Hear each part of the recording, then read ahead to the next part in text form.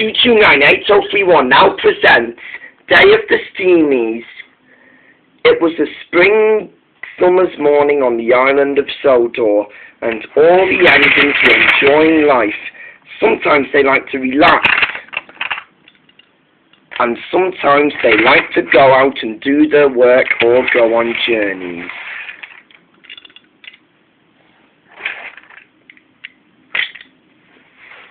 One day, Arthur was happily pulling trucks in the yards when there was trouble at the back. Diesel was up to mischief. He bumped Arthur's trucks. The rails went so bumpy as Arthur and his trucks came off the rails.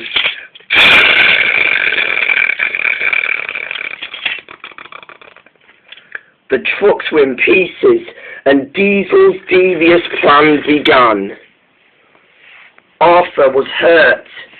I didn't like it, he thought. Don't worry, said his driver. We're going to telephone for help and see what was going on. And they were. All the engines soon came to Arthur's rescue.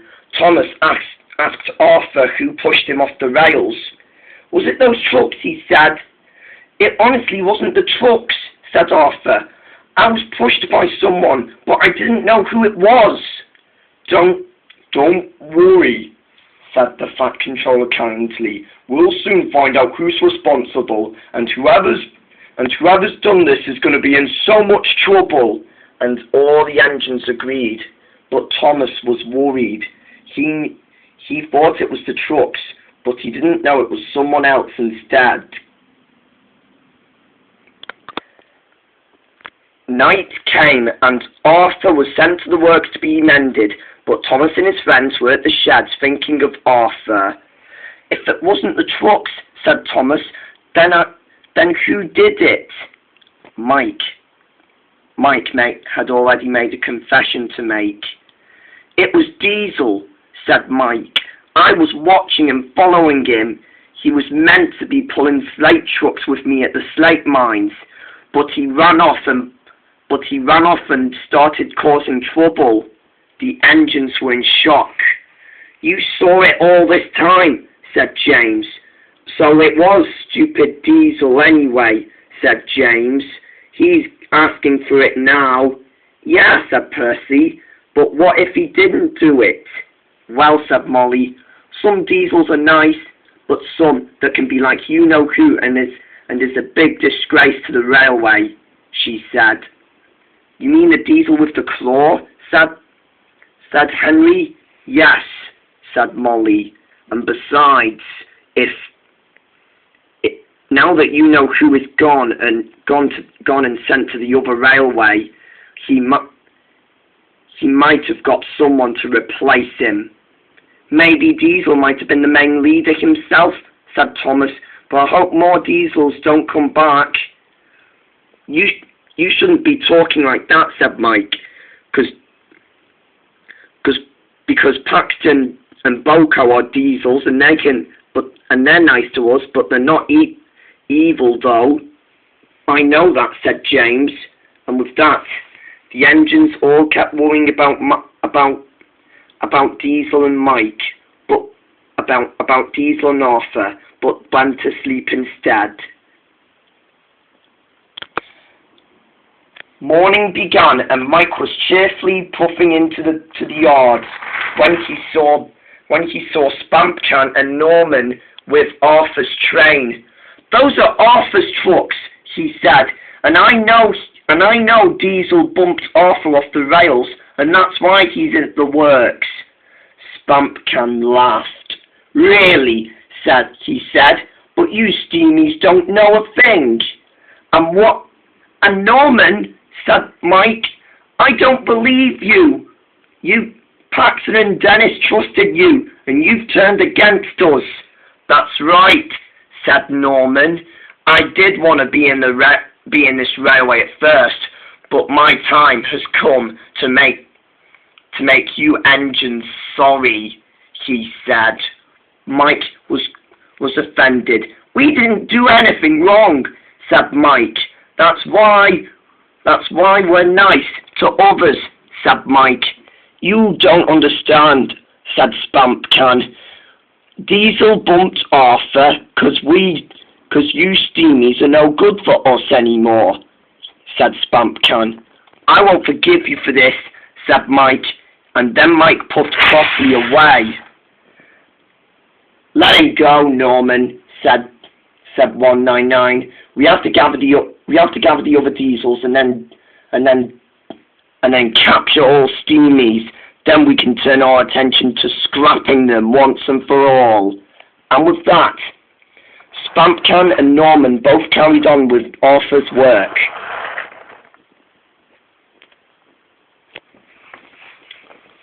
Soon Mike raced frightenedly down the track.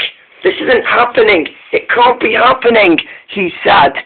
Don't worry, said his driver. There's still time. Mike raced along. He was so frightened that he couldn't believe what Norman just did. Just then, he finally found Charlie at a siding. Mike, stop, he said. What's wrong? It's Norman, said Mike. And he's... What's the matter with Norman? Asked Charlie. He's turned against us. He's a traitor now. Charlie was shocked. We must inform the engines and the Fat Controller about all this, he said. After all, they are the ones that are taking over Arthur's work while Arthur's away. Poor Arthur, said Mike. He worked hard for us, and now I can't believe he's gone. I know, said Charlie. Come on, let's go, he said. And with that, Charlie got out of his siding, and the two engines puffed away to inform the other engines about the news. When they arrived, they found Molly and Henry. Charlie and Mike told them about Norman. This is shocking news, said Molly, but I didn't trust Norman anyway, she said, and none of us should have trusted him anyway. He has turned against us for the last time, said Henry, which is making you-know-who the leader of all diesels. But Spampcan is the leader of all diesels now, said Charlie. But, yes, said Mike, and there's something we can do to inform the Fat Controller to stop them behaving. The four engines began plotting, and they all agreed that something had to be done forever. Meanwhile, Neville was cheerfully hurrying along the line on his branch line. He became so excited about stretching his wheels. It's a beautiful day, he thought, and no diesel is going to bother me, he thought. But Neville was wrong. There was a line of derailed trucks on his line. Get out of my way, he said, but the trucks wouldn't move, and Neville crashed into the trucks. Neville was derailed, but the trucks were smashed. Just then, behind Neville was Diesel. Hello, Neville, groaned Diesel in his oily voice. Pleased to finally meet you again. Neville knew that voice. Diesel, he said, you'd put these here? Yep, said Diesel. And we, said Ken, are getting rid of you all, he said. Now, we shall clean up this mess and take you on for a nice journey. To where? Asked Neville.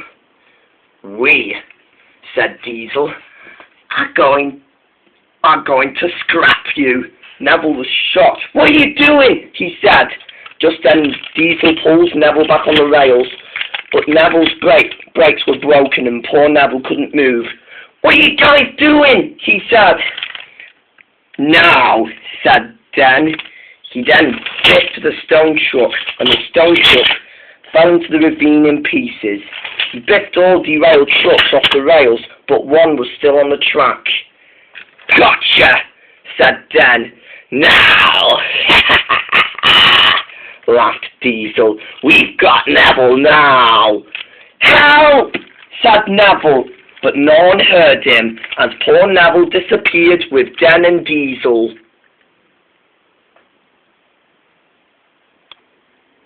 Meanwhile, Thomas was puffing into the station to find Annie and Clarabelle when he saw Dart with Annie and Clarabelle. "Dart," he said, "what are you doing with Annie and Clarabelle?" "Oh, you know," said Dart, "stealing them from you for a while my passengers get on board them." But the guard had already blew his whistle, and Den puffed sneakily away.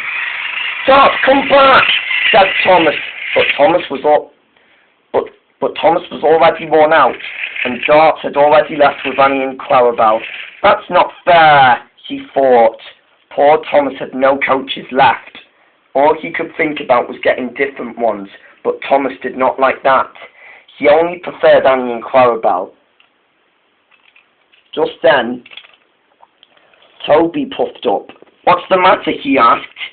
"Dart has took Annie and Clarabelle away from me," he said. "Don't take no notice of him," said Henrietta, "'cause he's going to pay. Even Norman took Henrietta away from me, so I'm going to make him pay too." Thomas agreed as well. "Well," he said, "what are you waiting for? We've heard Mike and Charlie plotting with Henry and Molly about getting the Diesels punished. So what do you say we do that?" "We'll join them now," said Toby. "Yeah," said Thomas, "we'll join in." And with that, the two were ready for the plot.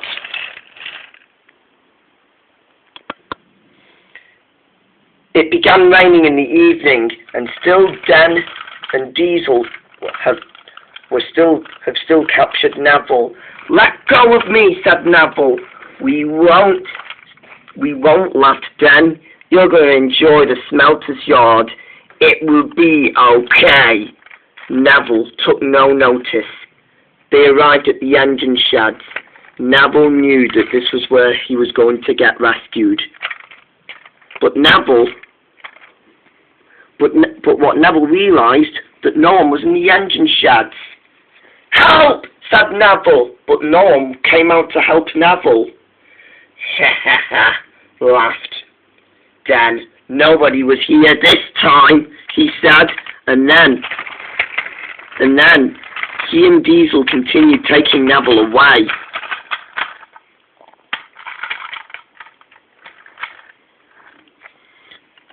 But back at the sheds was someone coming out.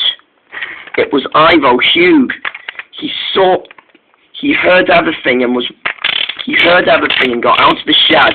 The turntable turned to him, and then Ivo Hugh stumbled into the rescue. "Don't worry, Neville," he whispered. "I'm coming for you." And with that, he saw the Diesels and popped in behind Diesel. "Hey, Diesels, let him go!" Uh-oh, said Den. "Run!" And with that, the two carried on.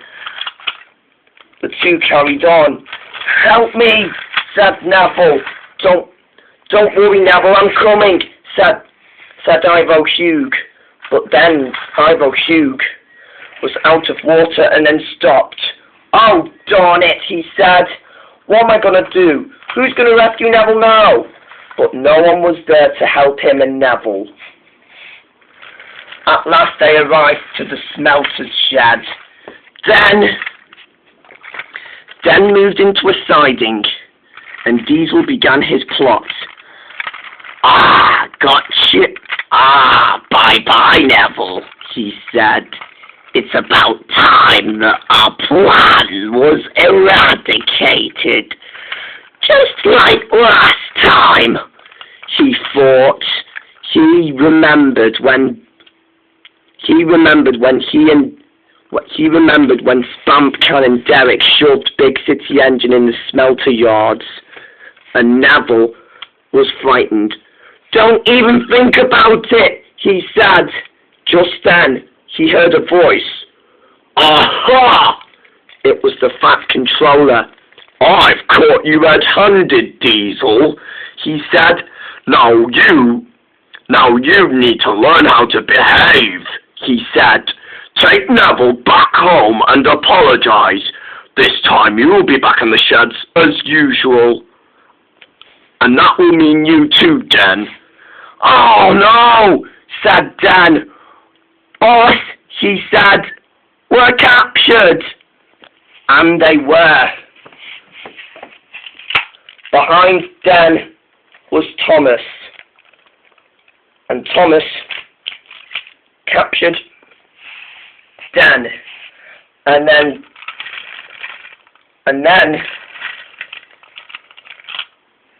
Neville shunted Diesel backwards. Then Sir Handel shunted Diesel and buffered him up between he and Den. And then the two little engines took the two troublesome Diesels away. Meanwhile, again, Spampcan and Norman were both being silly with Arthur's work. They were racing too fast, they thought, as they raced along. Together. They saw the engine sheds, but sped along. There was Den and Diesel. There was Den and Diesel shutting up into the sheds where they belong. "Wait! Stop!" they said. But Spampcan and Norman didn't hear them. Suddenly they saw Ivo Hugh. "Stop!" said Spampcan. The two Diesels applied their brakes. Ivo Hugh was now full of water, and then he buffered up to Spampcan. "Caught you, didn't I?" he said. "Now, where was we?" he said. Bring it on, Mike," he said. Just then, Mike joined in as well and buffered up to Norman. "Aha," he said. "Looks like you two have got a lot of explaining to do." And they did. And then the last Diesel to get punished by was Dart. He went so fast on the rails with Annie and Clarabelle that he accidentally let Annie and Clarabelle knock him off the rails. The engines and the two kinds Diesels, Boko and Paxton, soon sorted it out and spoke to the Fat Controller about Dart's behaviour. "Now you will be sent to the sheds in disgrace," he said. "You will be with Diesel and Den at the sheds where you three should have stayed a long time ago." "Sorry, sir," said Dart, "but we..." "No," said the Fat Controller. "I think I've heard enough. With you three back at the sheds, I've sent 199 and Norman away for being silly with Arthur's train, and tomorrow Arthur will be coming back." Growled Dart, and with that he sulked sadly to think about his behaviour with the other Diesels.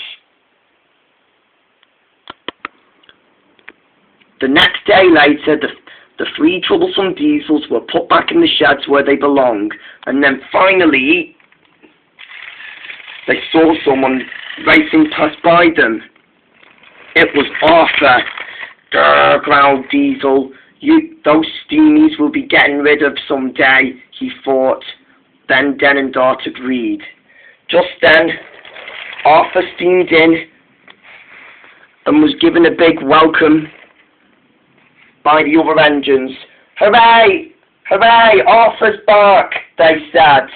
"Thank you, guys," said Arthur. "You guys are the greatest. And we're pleased to have you back," said Thomas. "We were worried about you." "So you all figured out that it was Diesel that did this to me," said Arthur. And, said Mike, puffing behind him, we've also found out that you are You are a really useful engine, and a spotless record too. I know, said Arthur. I am a spotless record engine, but I am proud to be back. All the engines whistled, even Arthur, who was pleased to be back. At last the steam engine's day were true, and the diesels were sent home in disgrace, except for Den, Diesel and Dart, who had been very silly all this time, and the engines were all happy as they celebrated the party of Arthur coming home.